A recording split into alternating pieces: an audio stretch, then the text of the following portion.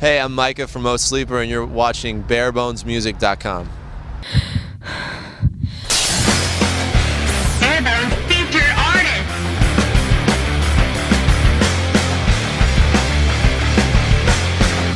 I am no rival. I am the one who speaks and whispers. Hear me now, dear. Wait for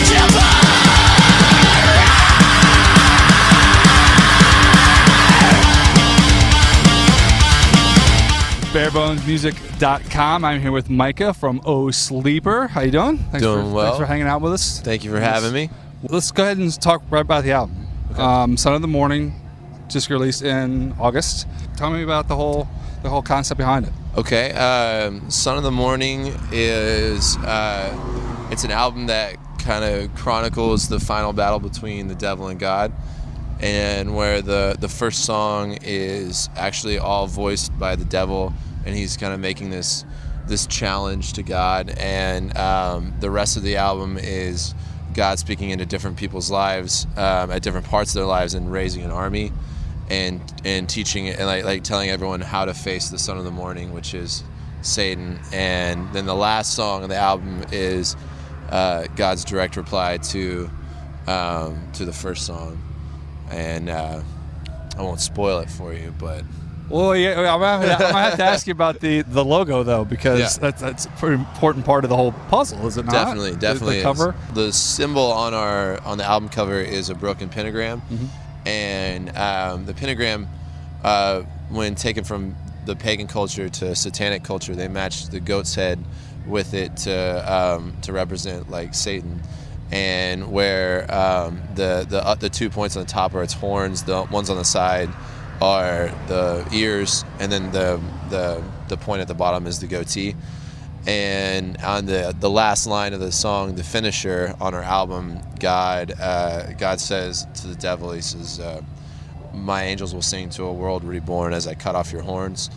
And then the last breakdown is just, "I'll cut off your horns, I'll cut off your horns." So the symbol is actually a goat's head with the horns cut off to represent God's like victory over evil. It seems like this album versus the last album, I'm God, is not. I wouldn't say it's more like it's contrived to be more mainstream, but it seems like the album was conceived a little bit more to be a little more accessible versus hardcore. Tell me a little bit about the writing process and how you guys gelled on that album as far as.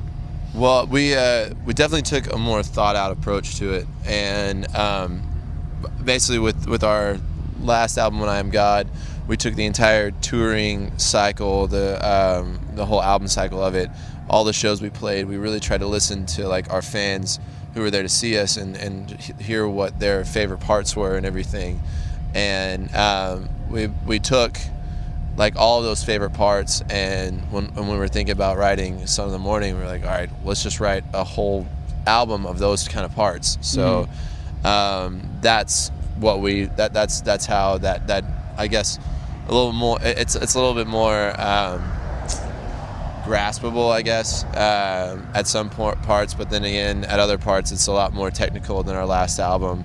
And in my opinion, there's like some heavier parts in our last album, but then at the same time there's also more like catchy hooks than the last album and everything. So it really just came about by us just listening to our fans and trying to write an album that they would like.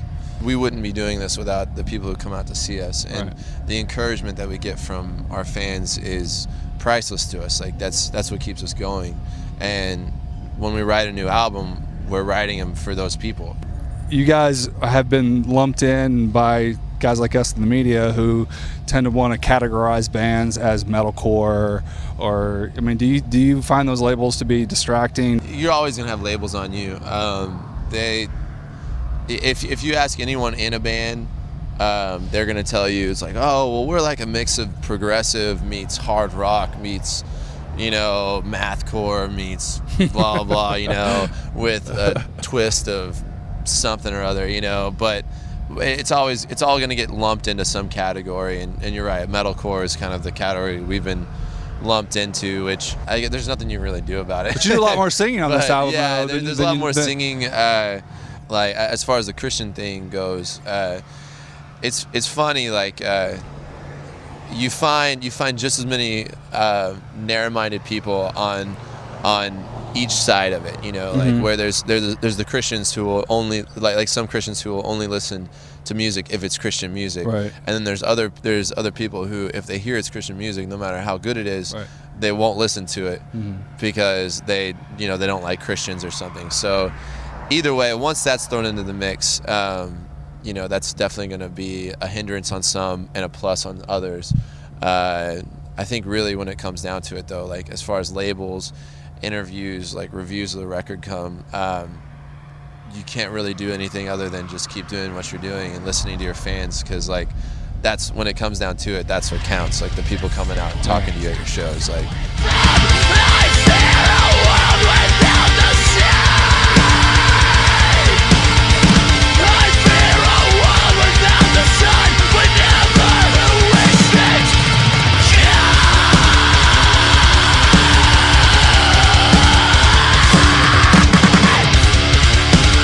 Talk about a little bit about your live show and how you interact with fans and their response. Yeah. Well, we just try to have fun.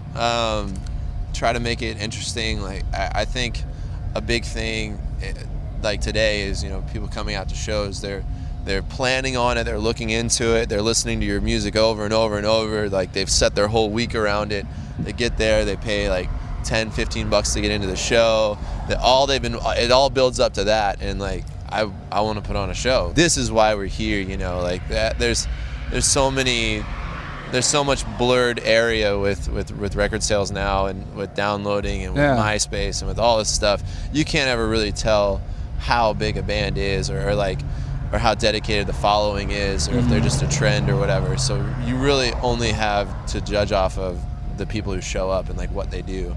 I don't know. Another thing, we're also pretty big dudes, and on our last tour we were on, we got really into stage diving and stuff. So that's something that I know that we're gonna keep doing and everything. It's always interesting seeing people's reactions to that, especially when there's a bunch of like 15-year-old girls in the crowd and everything. You have a 220-pound dude, 6'4", like flying over, and they're just like.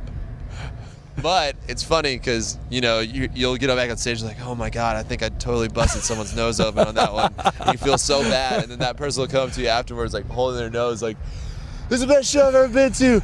I think you broke my nose. I love you guys. It's like, wow, I'm so sorry, but awesome. Well, talking about downloads and new technology, do you guys keep up with that? And you feel it helps you as well to interact with fans even more, like Twitter and Facebook and just all the social networking that goes on? And does it help you guys a lot? And do you use that technology? I mean, definitely. I think they're wonderful tools, and we'd be stupid not to use them. And it's great. It's a great way to get out there to new people and everything like that. But like if our plays are down one day, on MySpace, we're not gonna quit. If someone doesn't @reply us on Twitter, then we're not gonna cry about it or anything. Like the times we would start being bummed would be if we got to shows and no one was showing up. Then we'd be like, all right, well maybe it's time to quit. But it's all about the live show. How important is the live show for? I mean, obviously very important for you guys. I mean, oh, definitely. There's so much stuff in recording now where pretty much records are being recorded where it's all just fake. It's it's sampled drums, like one take of a guitar tripled 1,000 times. This and this, like hundreds of layers of stuff. Literally impossible to do live. Right. And with that, we don't want someone to listen to the record over and over and over again, and then get to the show and they're like, this doesn't sound like the record. So we definitely take a lot of pay a lot of mind to practicing and making sure we're as tired as we can possibly be. Like I said, just making sure that when someone comes sees us, they see a show and hopefully they're not disappointed.